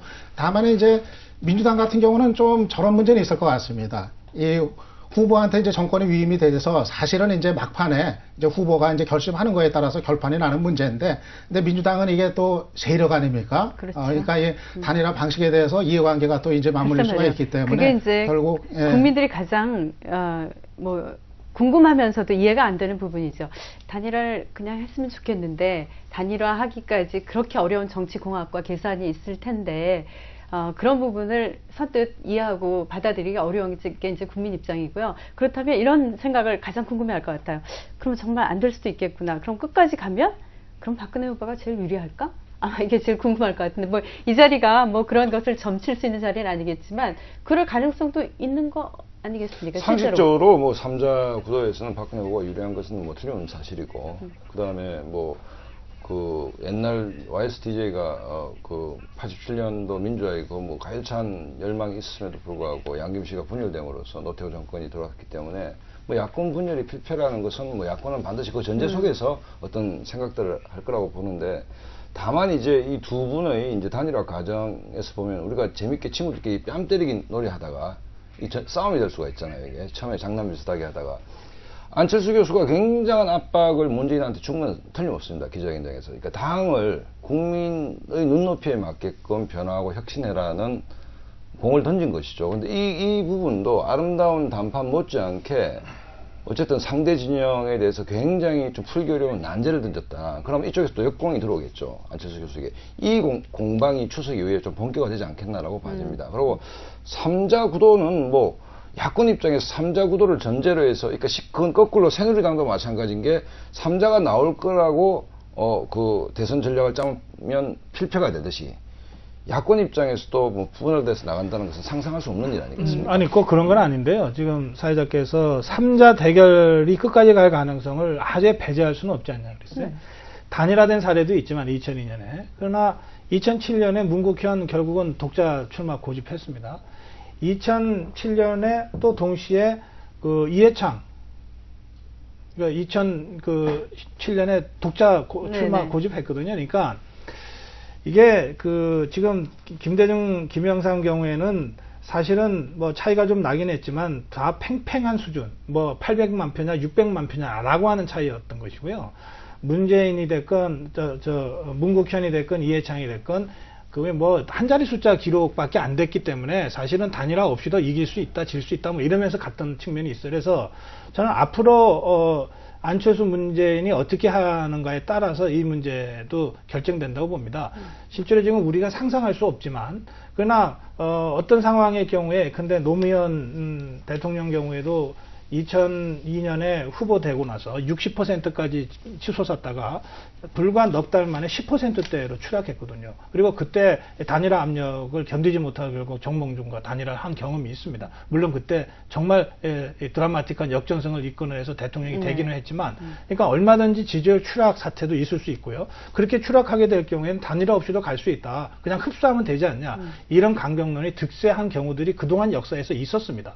그래서 그 가능성까지 열어놓고 지금 이 대선 후보 볼 필요는 있다고 저는 생각합니다. 사실 저희가 오늘 그 토론 주제에 안철수 후보의 등장이 정말 독이 될 것이냐 악이 될 것이냐 이렇게 묻고자 했던 이유가 바로 혹시 정말 이런 상황이 또 펼쳐질 수도 있는데 이 경우에 우리나라 전체 그 정치 구도에 엄청난 정말 영향을 미치기 때문에 그걸 알고 싶었거든요.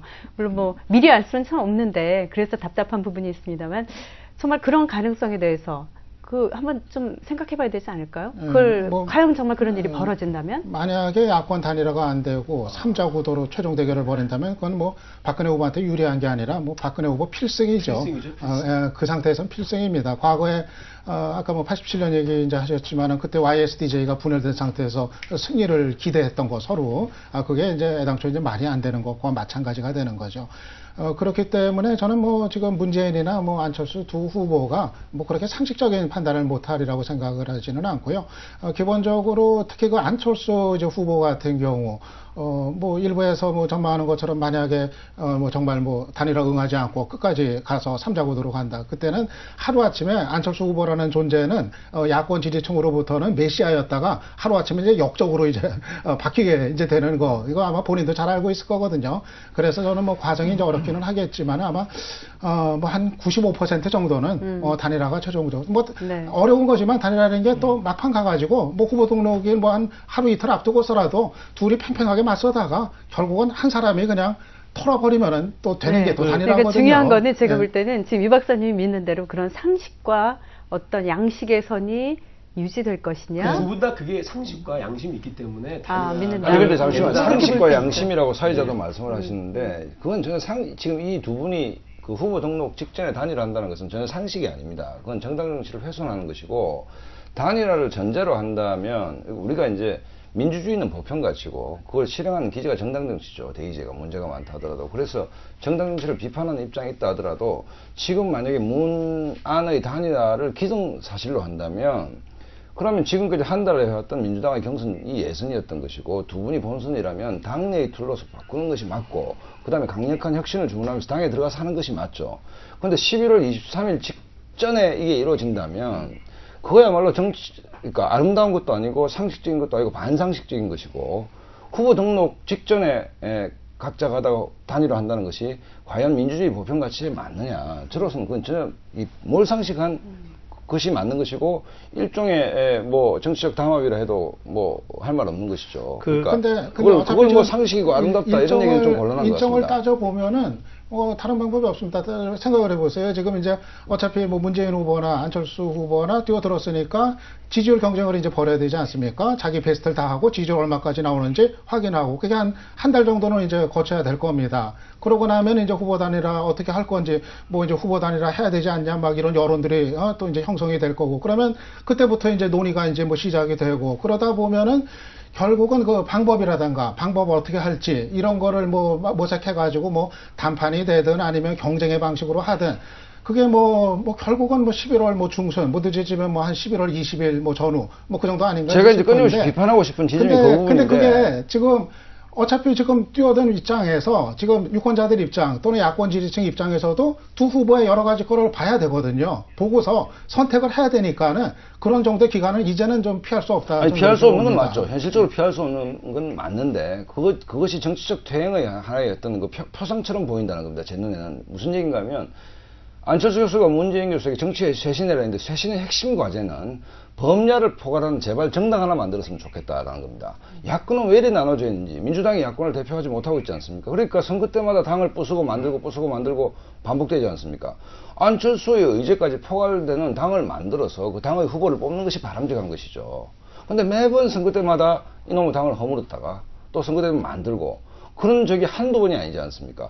새누리당은 누가 뭐라 하더라도 보수 진영을 대표할 수 있는 마청으로서의 정당입니다. 그 다음에 지난번 총선에서도 박세일 교수의 새로운 보수의 시도가 실패를 했지 않습니까? 의미가 없는. 야권은 끊임없이 당도 완오브댐이 돼가지고 계속 이런 이합 집산을 거듭한다면 그게 어찌 보면 담합이고 정치적 대행이죠. 근데 지금 뭐 안철수 후보가 뭐 신당 만든다는 얘기 안 하죠? 지금 뭐 계획이 없는 거라고. 내용적으로는 민주당 후보 아닙니까? 그러니까는 안철수 후보도 얘기한 게 민주당이 혁신 주문한 겁니다. 그러니까 민주당이 혁신하면은 그러면 민주당에 뭐 나중에 단일화돼서 입당할 수도 있다는 거죠. 지금까지 논의해보면 사실상 민주당의 당원으로서의 활동이지. 저는 그렇게 생각 안 합니다. 지금 여기 뭐 캠프에서 대표자가 나와서 토론하는 건 아니니까. 저는 이렇게 봅니다. 그러니까, 민주통합당 쪽에서는 문재인과 안철수의 단일화를 대전제로 놓고서 얘기를 하는 경향이 있어요. 왜냐하면 그래야만이 박근혜를 이길 수 있다. 따로따로 분열해서 나가면은 필패다. 이렇게 돼 있잖아요. 그쪽의 논리 구조가 그런 것 같습니다. 그런데, 이게 정당한지 잘 모르겠어요. 그러니까 이 구도가 정당해지려면 박근혜는 절대 악이고 문재인과 안철수가 포함되어 있는 야권이 절대 선이라고 하는 전제가 성립돼야 되거든요. 근데 과연 그런 것인지를 잘 모르겠고요. 근데 이거는 제가 논쟁하자고 얘기하는 게 아닙니다. 두 번째 제가 지금 조금 더 짚어봐야 될 대목은 뭐냐면 안철수가 과연 그렇게 생각하느냐는 거예요. 그러니까 안철수가 이렇게도 생각할 수 있고 저렇게도 생각할 수 있는 발언들을 실제로 여러 번 했거든요. 예를 들어서 박원순 시장 시절에 그 시장 선거 때는 뭐 반 한나라당으로 누가 봐도 이해할 수 있는 메시지를 던지고 또 실제로 행동도 했죠.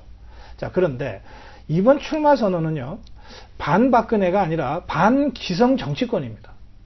그렇잖아요? 그 출마 선언의 핵심은 기성 정치권으로서는 더 이상 대안이 안 되기 때문에 국민적 요구를 받고 나섰다 이렇게 돼 있거든요. 그래서 기성정치권의 쇄신을 요구하고 있는 거거든요.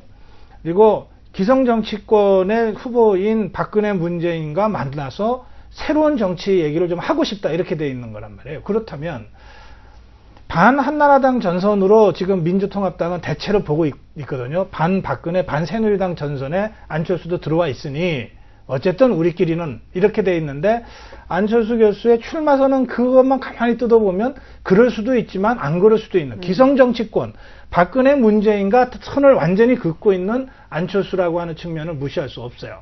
그러면 단일화의 벽을 넘어서려면 민주통합당이 안철수가 생각하는 그 전선 그 벽을 넘어서 안철수와 함께 할 수 있는 뭔가를 보여줘야 되는 거죠.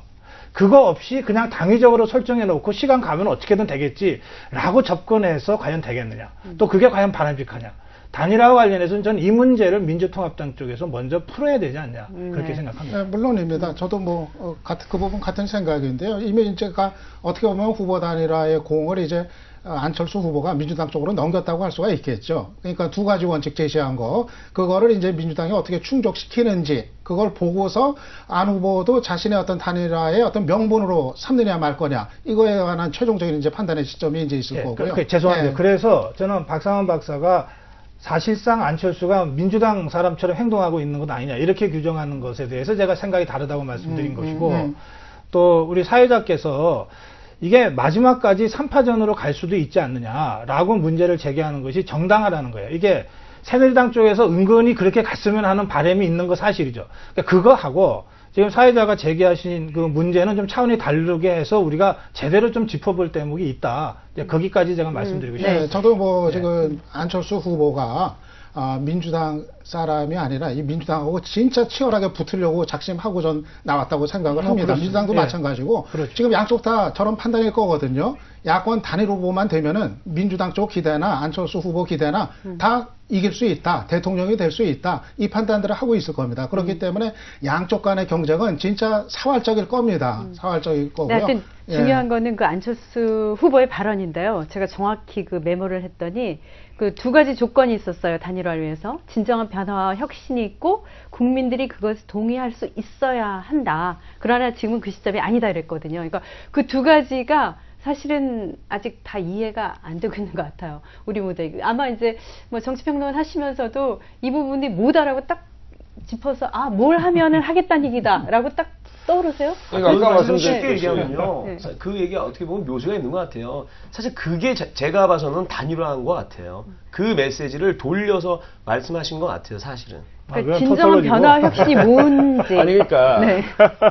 지금 이제 우리가 안철수 교수로 다시 돌아와 보면, 그러니까 변화와 혁신의 구체적 내용이 뭔지 아까 참 모두반에 말씀드렸듯이 우리가 시험 칠 때 범위 없다 하는 것처럼 황당한 얘기 아닙니까 교수님들이. 그러니까 본인이 변화와 혁신의 내용을 얘기하는 것이 이제 뭐 물론 출마 선언장에서 그런 얘기를 할 필요는 없지만, 그런데 이 지점도 안철수 교수가 답답한 측면이 뭔가 하면 우리가 변화와 혁신이라 했을 때 그 내용은 정책이나 사람을 통해서 드러납니다. 우리 예를 들어서 박근혜 후보가 경제민주화 했을 때 김종인이라는 아이콘을 뭐 동의하든 안 하든 어쨌든 이제 그 국민행복추진위원장으로 세우면서 경제민주화 추진에 대한 의지를 보였듯이 안철수 교수도 변화와 혁신을 끊임없이 강조를 하고 있는데, 과연 그러면 이현재 전 부총리가 변화와 혁신의 아이콘이냐, 본인의 모멘토로 그러면 당장 진보 진영에서 모피아의 거두고 양극화의 원조 할아버지 격이다 고 비판이 나오지 않습니까?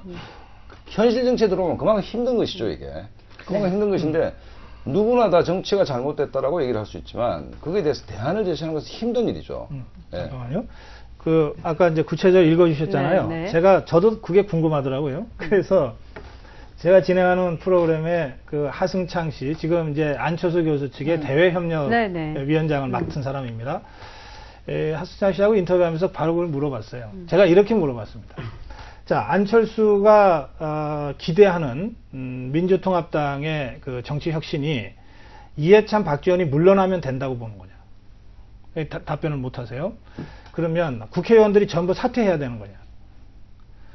그러니까 이 하승창 씨의 설명은 이런 거였습니다. 국민들이 되게 판단하지 않겠습니까? 상식선에서. 이렇게 답변을 하셨어요. 그러니까 네. 그분 공식적인 자리에 있으니까 제가 그분의 이 발언을 제가 시시콜콜하게 더 논평하지 않겠습니다만, 제 느낌은 어떤 거냐면 아마도 이것은 안철수 교수만 머릿속에 대충 윤곽을 가지고 있을 뿐, 실제로 안철수 교수 캠프, 안철수 후보 캠프에서도 민주통합당이 어느 선까지 해주면은 정치 쇄신이라고 동의하고 국민적 동의가 있다고 인정할 것인지에 대한 합의는 아직 없는 것 같습니다. 근데 그 합의가 이제 앞으로 과정에서 만들어지겠죠. 하지만 민주통합당도 어쨌든 쇄신, 그게 꼭 단일화를 위해서만이 아니라 문재인이 승리하기 위해서라도 필요한 거 아니에요. 그러니까 쇄신할 거고, 또 안철수도 지금 이렇게 고립무원 상태에서 혼자서 선거할 수 없으니 여러 좋은 사람들 자꾸 모으고 있잖아요. 그러다 보면은 기성정치권에 때 묻은 사람들도 들어오면서 또 여과 과정도 있고, 그러다 보면 정치 쇄신, 현 시점에 국민적 동의가 가능한 정치 쇄신이 어느 정도 수준이라고 하는 나름대로의 공론화 과정이 만들어질 가능성이 좀 있다고 생각합니다. 그 시점에 판단할 일이 아니겠느냐, 좀 그렇게 봅니다. 근데 앞으로 하여튼 90일 남은 기간으로는 참 좀 여러 가지 짧아 보입니다. 한 가지 제가 흥미로운 걸 또 보자면요. 최근에 여론조사 결과에서 안 후보의 지지율이 문재인 후보를 앞서고 있는 건 맞는데, 야권 단일 후보로 누구를 선택할 것인가라는 질문에 대해서 오히려 문재인 후보자를 많이 얘기하고 있더라고요, 국민들이.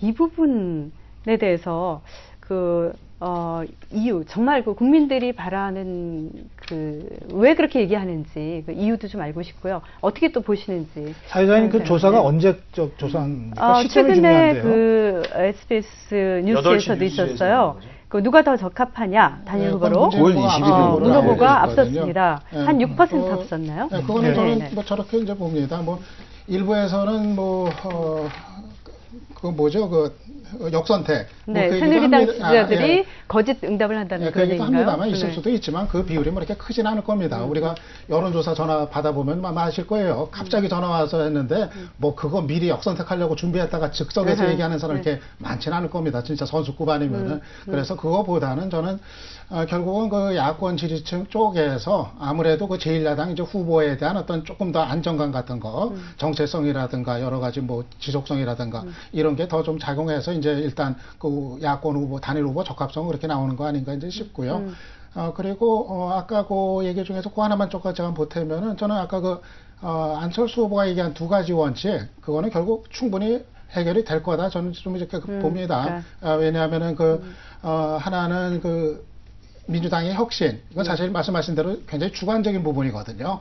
그건 결국은 뭐 점수 매기는 것도 아니고 그 의지에 대해서 어떻게 받아들이냐 이런 거기 때문에 그렇고, 또 하나 이제 그 국민 동의라고 하는 거는 그 시점 가서 나중에 가서 야권 지지층이 정말 두 사람 단일화해야 된다, 이 압박이 이제 확산이 될 때 그런 거기 때문에 막판 가면 저는 그 두 가지 조건은 뭐 충족이 뭐 되지 않나요? 그러면 그 둘 중에 문재인 후보로 단일화가 되는 게 좋겠다고 생각하세요? 당연하죠. 왜냐면 안철수 후보가 나오면 사실 뭐 지금 무소속 정당이 없잖아요. 그렇게 되면 또 저기 민주통합당은 불임 정당이 또 되는 거거든요. 그걸 어떻게 지켜봐요? 그럼 또 뽀개줘야 되는데, 당연히 안철수 후보를 끌어들이든지, 뭐 만약에 안철수 후보가 예를 들어 대권 후보로 지지율이 높다 그러면 내세울 수도밖에 없는 그런 입장이기 때문에 지금 상황에서 문재인 후보는 일단 안철수 후보를 일단은 자기 당으로 끌어들여서 경선을 통해서 하면, 왜냐하면 문재인 후보 자체가 일단은 야권 성향, 야권이지만 정당을 가지고 있기 때문에 더 유리한 측면이 더 많다라고 볼 수가 있는 거죠. 뭐 이게 뭐 한두 번의 조사 갖고서 뭐 이렇게 분석을 집중적으로 해야 될지 잘 모르겠습니다. 그런데 그러니까 보통 야권 단일 후보로 누가 더 적합하냐는 질문을 하면 누가 더 지지율에서 앞서 있는가라고 하는 생각들이 대체로 반영되기가 쉽습니다. 그러니까 이게 9월 21일 조사라고 하면 대체로 9월 17일, 19일 사이에 있었던 후보들의 지지도 조사를 입력하고 있는 상태에서의 답변일 거예요. 그래서 뭐 이런 정도면은 저는 지금 조사를 한다면 이번 주말을 거쳐서 안철수의 가파른 상승세를 국민들이 보고 있는 상태에서, 야권 지지자들이 유의미하게 보고 있는 상태에서 과연 누가 야권 후보로 적합하냐고 물으면 결과가 거꾸로 안철수가 역전시킬 수도 있다고 저는 생각합니다. 제 감이 그렇다는 것이고요. 지금 중요한 것은 제가 계속 두 분하고 지금 어느 대목에서 다른가 하면요, 저는 야권 지지자들이 전략적 선택을 할 것이고, 따라서 대박근혜 경쟁력이 조금이라도 높은 사람한테 지지가 모이게 될 것이라고 보는데, 제가 보기에 대박근혜 경쟁력은 문재인이 아니라 안철수라는 거예요. 후보만 놓고 보면. 근데 당이 있지 않냐, 이 대목인데, 저는 야권 지지자들이라고 하면 누구로 단일화가 되건 그 민주통합당의 조직, 또 민주통합당 밖에서 이번에 경선 바람몰이를 했던 뭐 낙검수 지지자, 미권수 지지자들도 안철수건 문재인이건 후보 결정되면 다 간다라고 하는 생각들을 하면서 볼 거라는 거예요. 그래서 저는 문재인보다는 안철수가 다소 유리하게 앞으로의 국면을 주도할 수 있다, 그렇게 제가 계속 말씀을 드립니다. 저는 뭐 문재인 후보가 또 우세할 거라는 얘기는 아니고요. 그러니까는 저는 두 사람이 지금으로선 잠깐 팽팽한 경쟁이 갈 거고, 저는 지금 조금 더 지켜봐야 된다는 조금 토론밖의 주제입니다만, 이제 여론조사 공표 이전에 각 언론사들이 매일 뉴스마다 이제 여론조사 결과를 공표를 하고 있는데, 이게 제가 알기에는 대략 한 80% 정도 자동응답 ARS로 해서 한 1000에서 1500 샘플 정도를 하고 있기 때문에, 사실은 지금 메이저 언론도 이 보도를 좀 자제해야 될 필요가 있다. 아니면 표본을 확 늘리든지. 그러니까 이거 자체가 국민들이 잘못된 정보에 의해서 판단할 수 있는 가능성도 굉장히 높다라고 봅니다. 예, 알겠습니다. 자, 뭐 저희가 생방송으로 지금 진행을 하고 숨가쁘게 해오다 보니까요, 이미 시간이 한 70분 정도 넘어가 있나요? 예, 그래서 앞으로 남은 시간이 많지가 않습니다. 2012년 대선의 가장 중요한 그 민심의 향방을 좌우하는 추석 명절이 이제 딱 일주일 남았기 때문에 그 일주일 사이에 아마 각 당에서도, 그리고 안철수 후보 쪽에서도 많은 고심을 할 텐데, 각 후보들이 극복해야 할 부분, 뭐 단점이라고 우리가 얘기를 해보죠. 그 단점이 무엇이고, 그걸 어떻게 강화시켜야 되는가 하는 뭐 전략적인 뭐 접근 방법이 있겠습니다. 그래서 각 후보에 대한 조언이 되기도 하겠습니다. 얘기를 조금씩 한 2분씩 해주시면 될 것 같아요. 먼저 새누리당 박근혜 후보에 대해서 어떤 점을 극복해야 될지 그 의견을 누가 얘기를 해볼까? 저부터 제가 먼저 해볼까요? 먼저 하시죠. 저는 네. 새누리당 박근혜 후보의 이제 단점을 굳이 꼽자면 사실 그 박정희의 딸이다라고 저는 얘기를 할 수가 있습니다. 그리고 뭐 그녀가 담고 있는 집단 그리고 뭐 그녀를 둘러싸고 있는 사람들 한계가 너무 명확하고요. 또 그 안에 뭐 역사 인식이나 그리고 또 측근 비리들이 많이 터졌기 때문에 이거를 극복하지 않으면 앞으로도 제가 봐서는 측근 비리는 계속 터질 것 같아요. 뭐 꼬리 자른다고 되는 게 아니거든요. 그 문제를 극복하지 않으면 좀 박근혜 후보가 좀 힘들지 않을까 하는 생각이 좀 듭니다. 예. 측근 비리는 박근혜 후보가 완벽히 당을 장악하고 있기 때문에 측근이라 보면 되지만 이 비리 문제는 아까 말씀드렸듯이 새누리당의 현역의 의원도 불구속 기소가 됐고 그 다음에 민주당이나 한나라당이나 아까 안철수가 짜놓은 프레임, 그러니까 구정지 프레임에서 예외가 아니죠. 예외가 아니고 황 선생님 말씀하시는 것 중에 야권의 함정이 있다라고 지금 박근혜 얘기를 좀 논의를 하고 보는 게 뭐냐면 그 진보 진영 내지 야권이 끊임없이 어떤 그 가치된 몰같이 선악의 구조 속에서 한 진영을 악으로 보고 만약에 어떤 그 정치적인 프로그램을 짠다면 끊임없이 실패할 것이다. 거꾸로 비리가 있고 한계가 많은 그 집단에 선거 때마다 지는 그러면 민주당은 뭡니까? 그러니까 그런 구도는 잘못된 것이다. 그러니까 우리는 가치로운 집단이고 저 진영은 뭐 몰같이한 집단이다. 우리는 선이고 악이다라는 소위 87년식 도식은 야권이 스스로 극복해야 될 어떤 그 인식론적 한계가 아닌가라고 봐지고 박근혜 후보의 본질은 다 드러났다고 생각합니다. 기본적으로 박근혜 대 박근혜의 싸움이라고 유 박사님 말씀하셨는데 저도 전적으로 동의를 하고 어쨌든 아버지이기도 부녀지간이기도 하지만 과거, 그러니까 안정된 과거를 했을 때 이 과거라는 프레임에서 얼마나 벗어날 수 있느냐 또 벗어나는 것이 국민들에게 진정성 있게 전달되느냐의 문제고 그 다음에 새누리당이 갖고 있는 고질적인 어떤 그 부패 문제는 정치 혁신의 문제로 문재인 후보가 똑같이 주어진 거기 때문에 어쨌든 정치 문화를 혁신하는 문제, 또 본인 스스로가 과거라는 프레임에서 빠져나오는 문제, 여기에 대해서 국민 인식을 전환시킬 수 있느냐 없느냐의 문제가 과제라고 봐집니다. 또 다른 의견 없으십니까? 고 박사님 혹시? 짧게 말씀드릴까요? 우리 저 황병 씨가 단점 그러니까 첫 마디로 박정희의 딸이다 이렇게 하셨는데 그거는 운명이지 단점은 아니죠. 예. 저는 박근혜의 단점은 여러 야권이나 또는 보수 세력에서도 그동안 많이 지적되어 왔다고 생각합니다. 그러니까 국민들이 보기에 제대로 소통하고 있지 못한 리더십, 이게 단점이죠. 그리고 낡은 역사 프레임에 갇혀서 국민적 눈높이에서 미래지향적으로 역사를 해석하지 못하는 것, 이것도 단점입니다.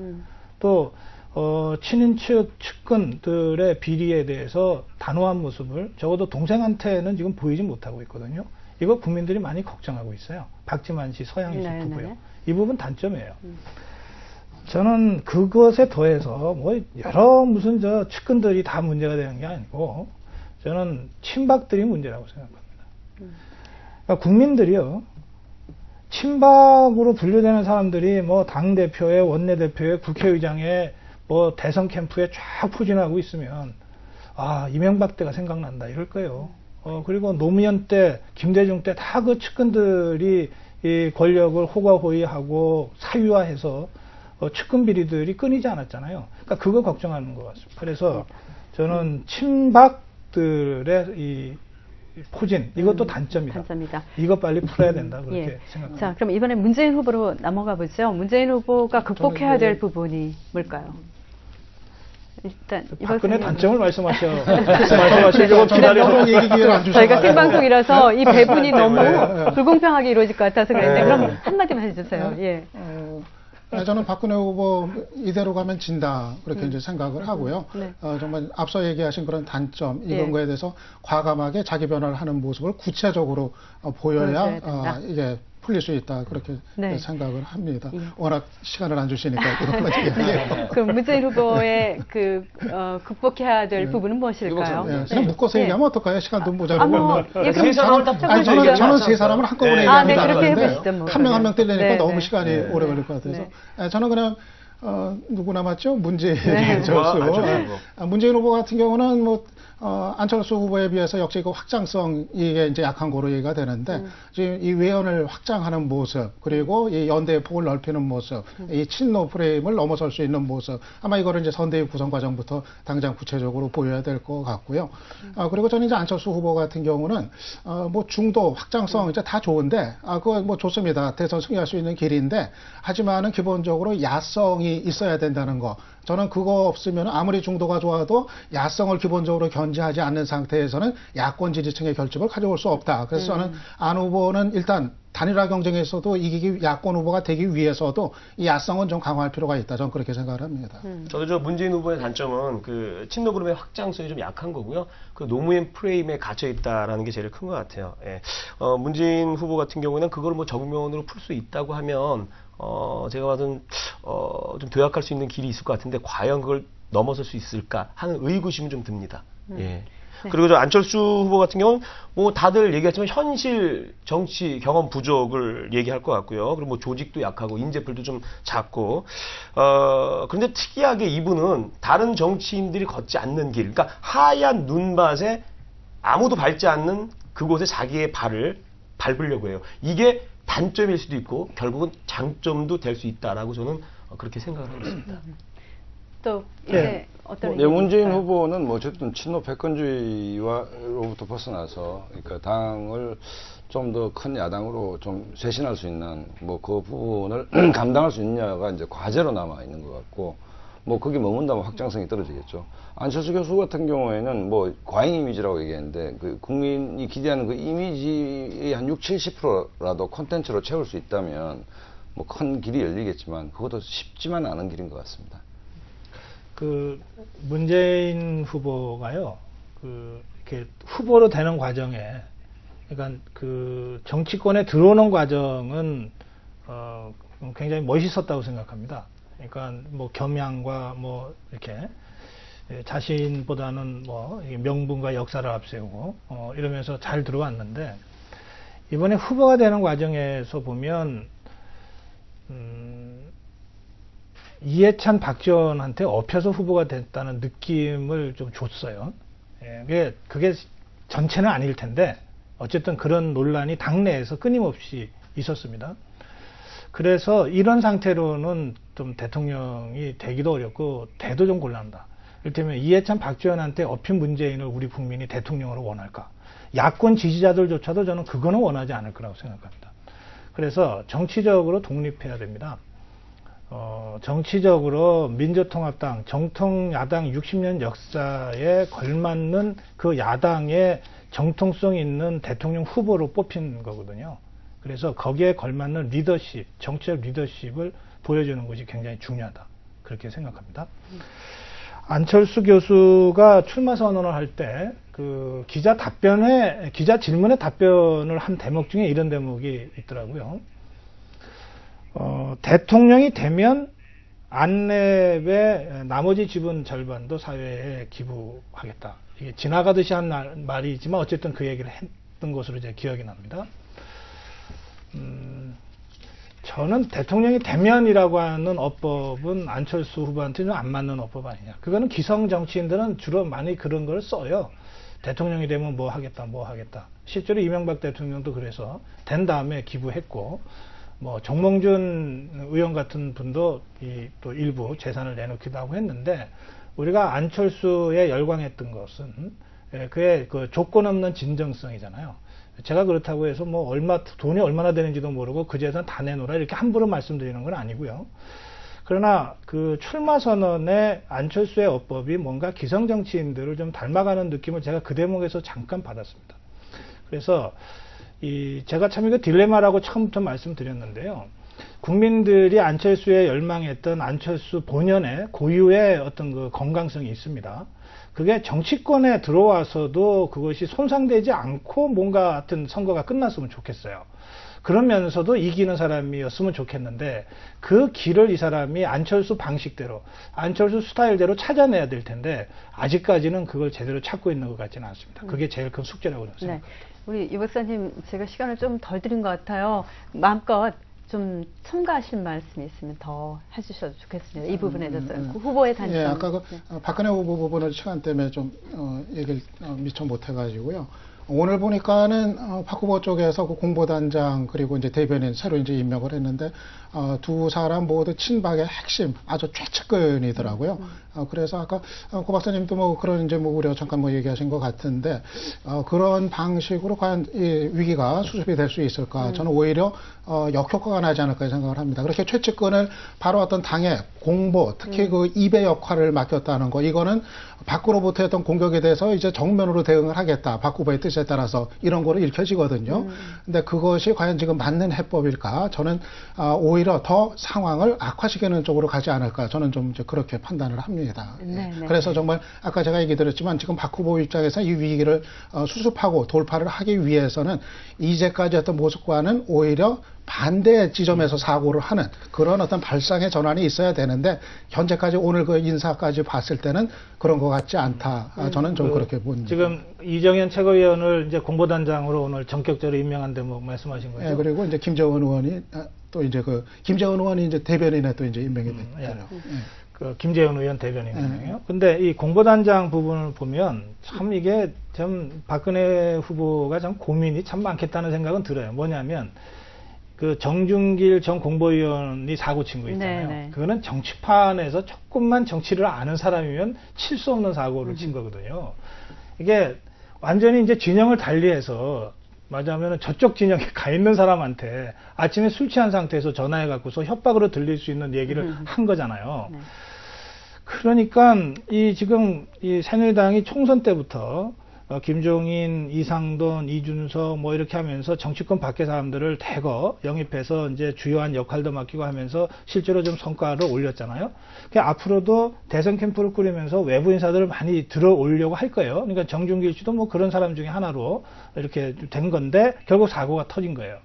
그러면 사고가 안 터지게 좀 단도리로 하는 것도 중요하지만 터진 다음에 이게 진짜 큰 사고니까 빨리 수습하자고 해서 위기 대처를 어떻게 하는가도 중요하잖아요. 근데 정준길 씨 경우를 보면 사고를 미연에 막지도 못했지만 터진 다음에 더 한심했어요. 이틀 동안이나 새누리당이 뭐라 그랬는가 하면 이 사람이 어디가 있는지 모르겠다. 이 사람이 무슨 생각하는지 모르겠다. 막 이랬단 말이에요. 그래서 이거는 저는 친박 측근이 지금 이 시점에 중용되는 것은 반대하지만 정말 불가피한 어떤 내부 사정 이런 것들을 다 수습할 수 있는 이런 어떤 고육지책이 아니냐. 그래서 이것을 상쇄할 수 있는 다른 조치들이 필요하다. 저도 그렇게 생각합니다. 네, 알겠습니다. 자, 뭐 여러 가지 더 드릴 말씀이 있겠습니다만 시간 제한이 있습니다. 저희 주제로 다시 한번 좀 돌아가 볼까요? 저희가 오늘 주제를 안철수 대선 출마 독인가 약인가 이렇게 잡았습니다. 그래서 이 부분에 대한 이것이 정말 뭐 우리나라 뭐 크게 봐서 역사에 혹은 정치에 미치는 영향까지 아울러서 이 주제만으로 다시 포커스를 맞춰서 초점을 맞춰서 의견들이 어떠신지를 정말 30초씩만 듣겠습니다. 저는 이 주제를 보고 약간 오해를 했던 게 안철수 출마가 야권이 집권하는데 독인가 약인가 저는 그렇게 이해를 해가지고 아니 이게 무슨 시사토론에 야권의 선거 전략 뭐 우리가 구상하는 것도 아니고 그런 뉘앙스가 없지 않아 있는 것 같습니다. 야권의 독인가 덕인가 뭐 야권에는 분명히 덕이겠죠. 덕이겠고 한국 정치 발전을 위해서 저는 덕이라고 보는 것이 뭐냐면 안철수 교수가 얘기했던 것 중에 이제 우리나라 사회적 발전에 긍정적으로 기여하고 싶은 바람이 있다라는 얘기를 하셨고 그다음에 중원지대를 장악하면서 양쪽에 강하게 그 정치 쇄신에 대한 압박을 하고 있는 것이죠. 그러니까 뭐 이런 지금까지 온 지점으로 봤을 때는 뭐 정치 발전에 분명히 어떤 약이 되고 있다. 이렇게 약이 된다는 봅니다. 말씀이시고. 구 박사님 네, 그럼요. 약이 되죠. 약이 될까요? 당장 대선 국면이 아연 활기를 띠고 있잖아요. 그리고 국민들의 선택폭이 넓어졌잖아요. 그리고 검증을 해도 이제는 그냥 1대1 검증만 아니라 심층 검증만 이렇게 이런 검증까지 됐기 때문에 그런 면에서도 국민적 선택을 넓혔다는 아주 중요한 역사적 의미가 있다 그렇게 저는 생각합니다. 네, 이 박사님 어떠세요? 저는 뭐 국민들한테 보약이 될 거라고 생각을 합니다. 이번 대선 문화를 더 좋은 방향으로 끌고 가고 말씀하신 대로 국민들 선택권도 넓히고 좋은 약이 될 거라고 봅니다. 네. 뭐 저도 뭐 일단 야권에는 파이가 커졌기 때문에 무조건 약이 됐고요. 또 국민들도 그 정치의 변화의 바람 이걸 기대하기 때문에 또 약이 된다고 저는 그렇게 생각합니다. 네. 오늘 말씀 정말 잘 들었습니다. 오늘 나눈 내용들 후보들께서도 잘 귀담아 들으시고 정치 발전을 위해서 많은 그 도움의 그 길에, 선택의 길을 좀 얻으셨으면 좋겠습니다. 긴 시간 함께 해주신 네 분의 패널분, 고성국 박사님, 박사원 박사님, 유창선 박사님, 그리고 황봉 씨 모두 수고 많으셨습니다. 감사합니다. 네, 감사합니다. 저희는 이 시간 다음 주 한가위입니다. 그래서 특별 방송 관계로 한 주를 쉬고요. 다음 주 일요일 낮 2시에 역시 생방송으로 만나 뵙겠습니다. 그럼 여기서 인사드리겠습니다. 여러분 안녕히 계십시오.